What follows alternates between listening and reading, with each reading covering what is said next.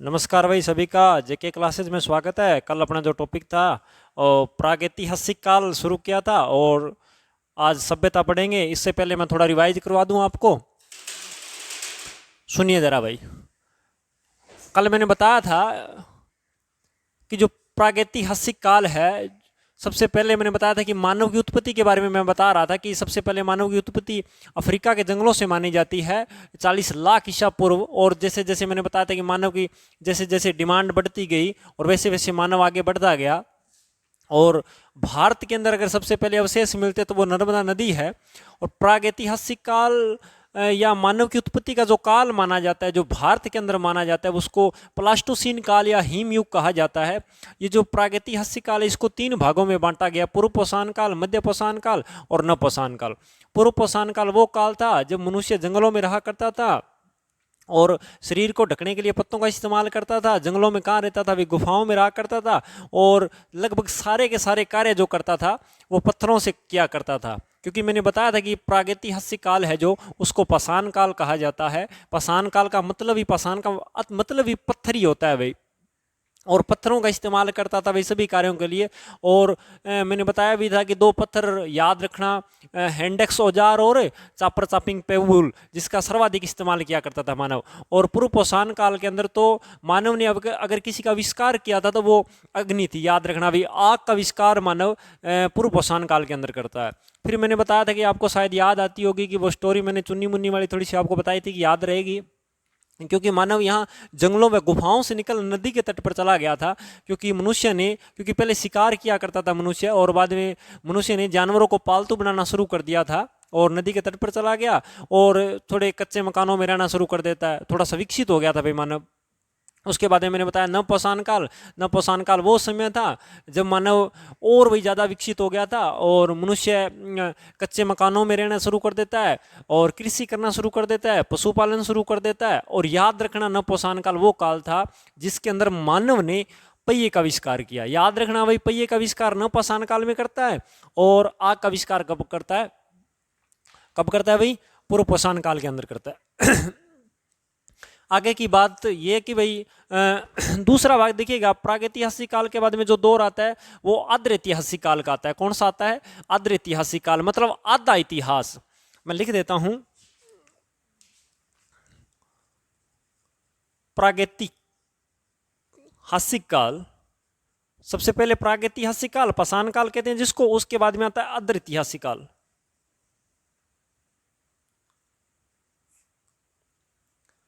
काल का मतलब समय, मतलब आद्र ऐतिहासिक काल का मतलब आधा भाई, जिसके बारे में अपने को आधा उल्लेख मिला है, मतलब आधी सूचनाएं मिली। ये वो काल था जिसके अंदर मानव, या कह सकते हैं सभ्यता, सभ्यता का विकास होता है। मानव अगर अपने को सभ्यताएं जो मिलती है वो आद्र ऐतिहासिक काल है।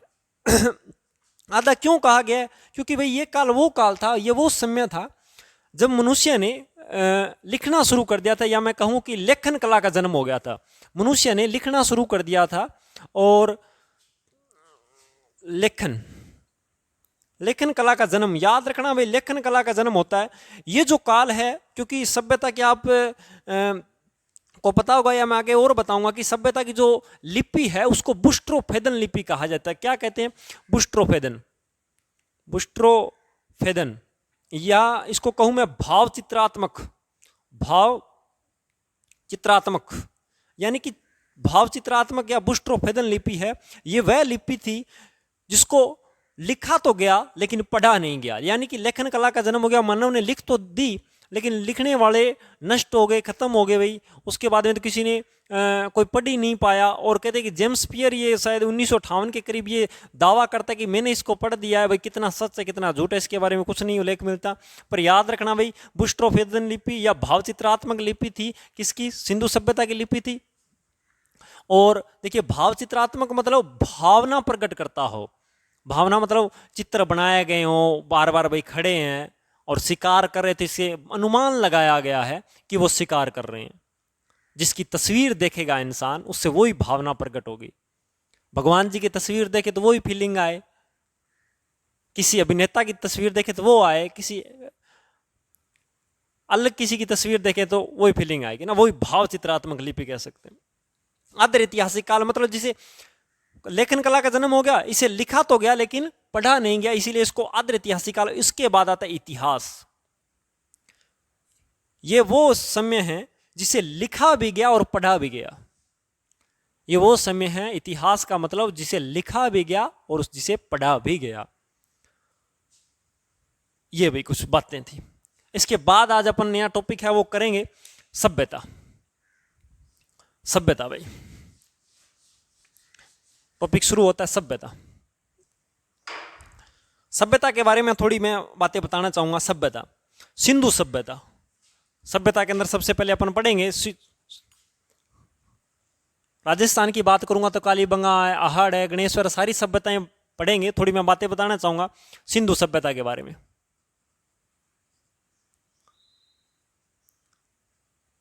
देखिए भाई, सिंधु सभ्यता को सिंधु सभ्यता क्यों कहते हैं? एक तो वो नदी के तट पर मिली है, जो सिंधु है उसका नाम। सभ्यता भाई, इसके बारे में सबसे पहले, सभ्यताओं के बारे में अपने को सबसे पहले अगर किसी ने बताया था तो 1826 के अंदर चार्ल्स मेसन बताता है। भारत सरकार को सूचना देता है 1826 के अंदर चार्ल्स मेसन। कहते हैं कि उस चार्ल्स मेसन की इस बात पर कोई गौर नहीं की गई। बाद में कहते दौर आया 1853 से 1856 का,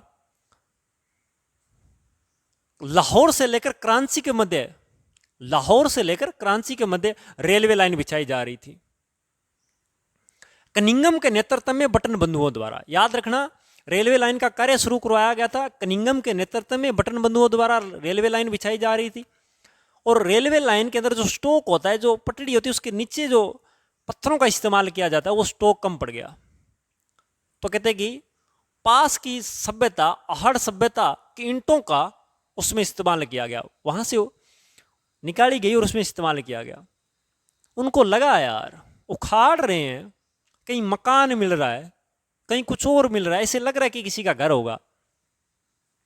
तो ये सूचना भारत सरकार को दी गई कि हम जहां से ईंटें उखाड़ उखाड़ कर लगा रहे हैं, तो हमें लग रहा है कि कुछ यहां है, इसकी आप छानबीन करो। भारत सरकार ने कहते हैं कोई ज्यादा गौर की नहीं। फिर दौर आता है 1861 का। 1861 के अंदर भारतीय पुरातत्व सर्वेक्षण विभाग की स्थापना होती है। जब सर्वेक्षण विभाग की स्थापना हो जाती है, पुरातत्व विभाग की, तब इतना धीरे धीरे धीरे धीरे थोड़ा काम शुरू करवाया गया।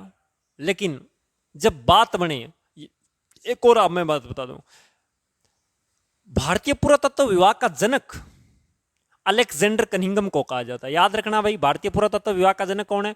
अलेक्जेंडर कनिंघम है। बाद में जब इसका अध्यक्ष बनता है चार्ल्स मेसन, चार्ल्स मेसन ने अध्यक्ष बनता है, इसके नेतृत्व में दो व्यक्तियों को नियुक्त किया गया। एक तो 1921 में, एक 1922 के अंदर। राय बहादुर दयाराम सानी और राखलदास बनर्जी। राय बहादुर दयाराम सानी को भेजा गया रावी नदी के तट पर आहड़ सभ्यता की खोज करने के लिए। मोहनजोदड़ो की खोज करने के लिए राखलदास बनर्जी जाते हैं 1922 के अंदर, सिंधु नदी पर खोजते हैं। तो ये थोड़ी सी उससे पहले की बातें हैं। ये सिंधु नदी की सिंधु सभ्यता की कुछ बातें थी, मैंने बता दी। आज राजस्थान की सभ्यताएं हैं। जब इंडिया की सभ्यता पढ़ेंगे तो मैं और सारी बातें बताऊंगा, बहुत सारी बातें बताने को है। अब राजस्थान की सभ्यता पढ़ते। सबसे पहले राजस्थान की सभ्यताओं में कालीबंगा आती है।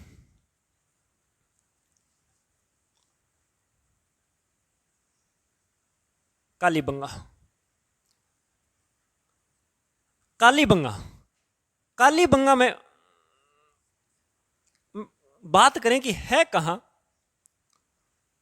तो भाई हनुमानगढ़ जिला। हनुमानगढ़ जिले के अंदर है। किस जिले में है? हनुमानगढ़ जिले के अंदर है।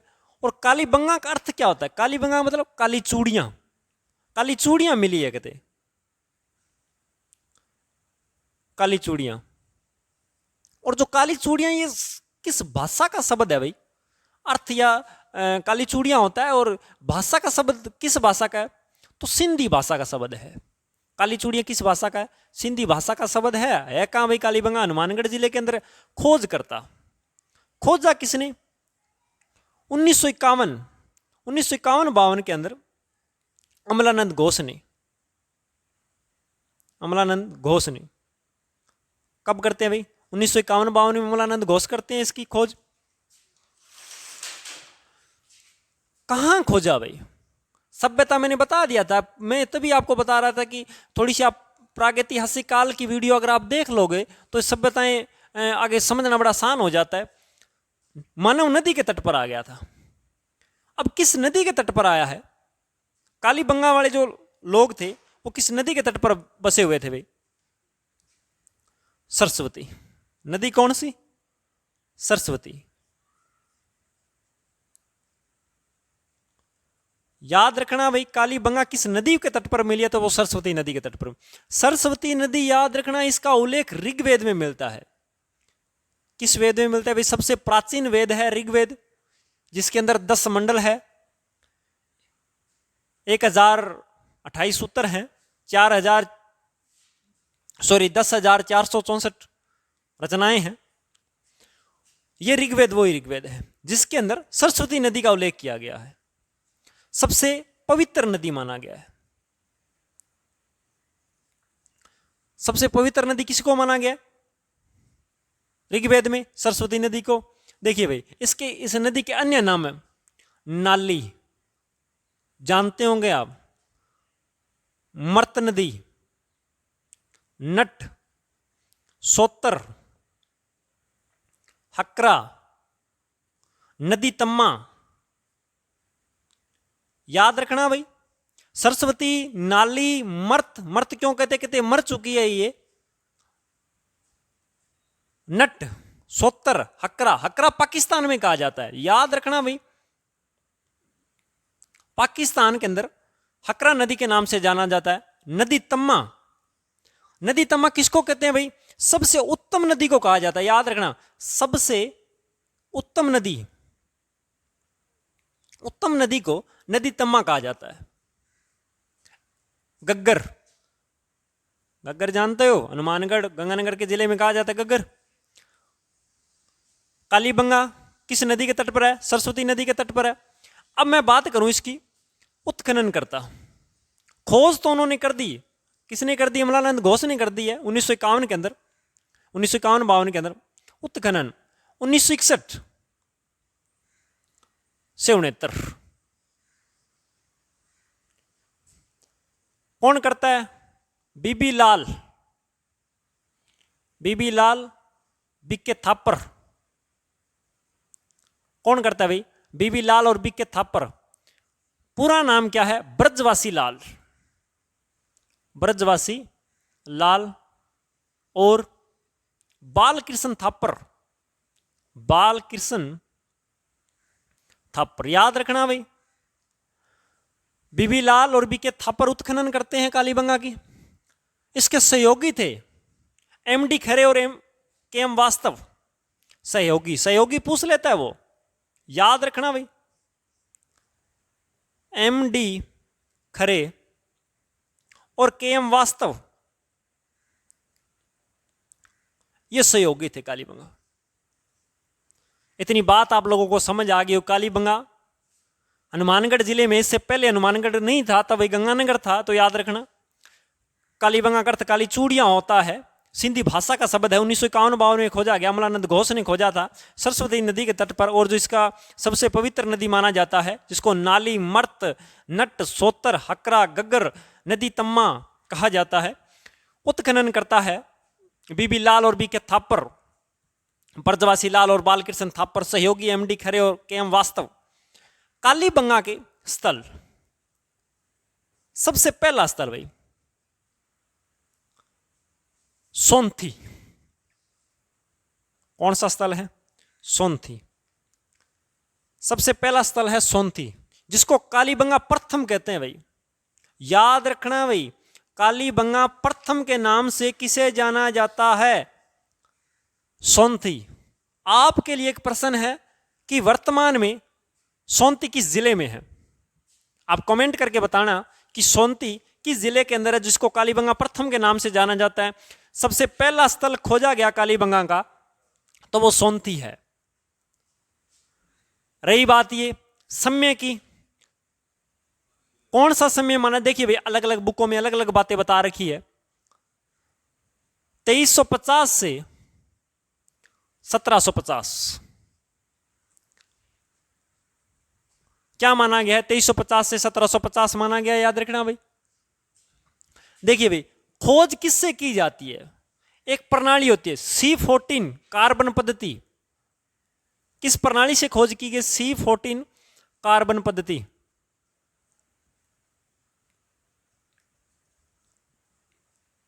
कालीबंगा कैसी सभ्यता थी? तो नगरीय सभ्यता थी। कालीबंगा कैसी सभ्यता थी? नगरीय। याद रखना भाई, नगरीय सभ्यता थी, ग्रामीण मत कर देना। नगरीय सभ्यता थी। और रही बात यह कि कालीबंगा 2 टीलों पर विकसित सभ्यता है। क्या है भाई? 2 टीलों पर विकसित है। ये बार बार परकोटा था, और ये एक तो भाई ऊपरी टीला और एक भाई नीचे वाला टीला। ऊपरी टीला और नीचे वाला टीला। ऊपरी टीले पर राजा का निवास हुआ करता था। राजा का निवास। राजा का निवास स्थान कहां? ऊपरी टीले पर। जन सामान्य, सामान्य लोग रहा करते थे, जनता रहा करती थी, वो नीचे वाला टीला है। तो याद रखना भाई, समय माना गया 2350 से 1750। C40 कार्बन पद्धति द्वारा इसका पता लगाया जाता है।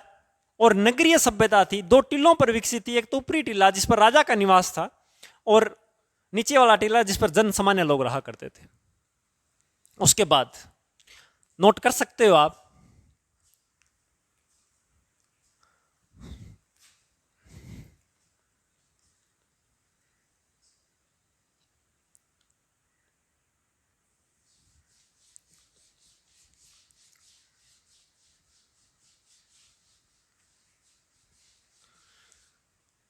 देखिए भाई,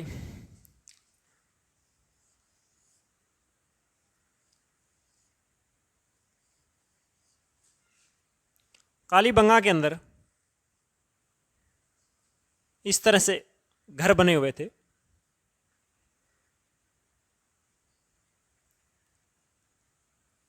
घरों के सामने बिल्कुल अंदर थोड़ा और बना देता हूं मैं।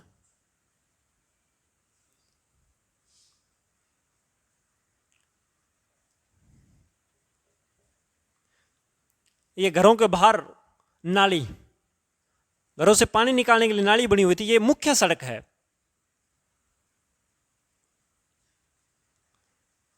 एक छोटी सड़क हुआ करती थी घरों के बाहर, सॉरी बैक साइड, घरों के पीछे की ओर छोटी सड़क। घरों के दरवाजे हैं, वो जो घरों के दरवाजे हैं वो मुख्य सड़क की ओर खुलते थे, सॉरी पीछे की ओर खुलते थे।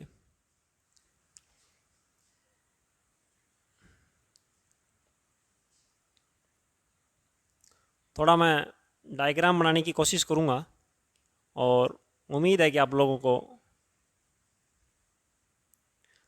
पता तो नहीं चलेगा भी मैंने क्या बनाया है क्या नहीं बनाया, पर मैं जब आपको बताऊंगा कि ये है, तो शायद आप उस बात को समझ पाएं।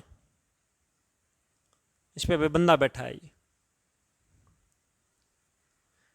ये इक्का गाड़ी है भाई। इक्का गाड़ी का मतलब एक बेल वाली गाड़ी। एक बेल वाली गाड़ी। इक्का गाड़ी के अवशेष मिले हैं, एक बेल वाली गाड़ी। घर इस तरह से बने हुए थे भाई। मुख्य सड़क हुआ करती थी, दरवाजे हमेशा बैक साइड खुलते थे, छोटी सड़क हुआ करती थी घरों के बाहर पिछली साइड। घरों के दरवाजे उस सड़कों में खुलते थे भाई, और घरों के सामने नालियां बनी हुई थी। इक्का गाड़ी के अवशेष मिले हैं।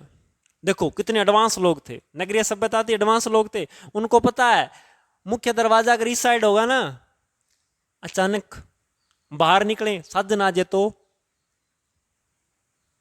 इक्का गाड़ी आ जाए तो इन्हें गाड़ी नीचे आ जाए नहीं, ठीक है ना भाई। तो ये जो सड़क है समकोण काटा करती थी इसे। इसके कई नाम मिलते हैं अपने को सड़कों के। समकोण पद्धति, ग्रिड पद्धति,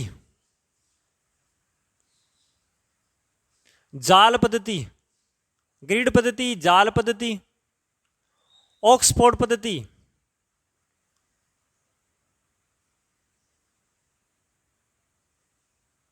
जेम्स फोर्ड पद्धति,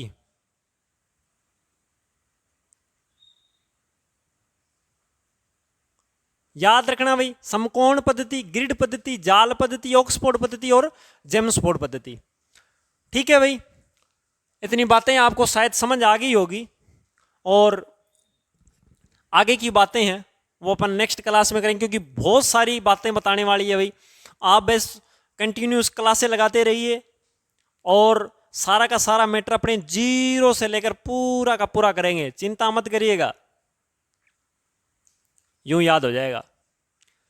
धन्यवाद, मिलते हैं भाई नेक्स्ट वीडियो में।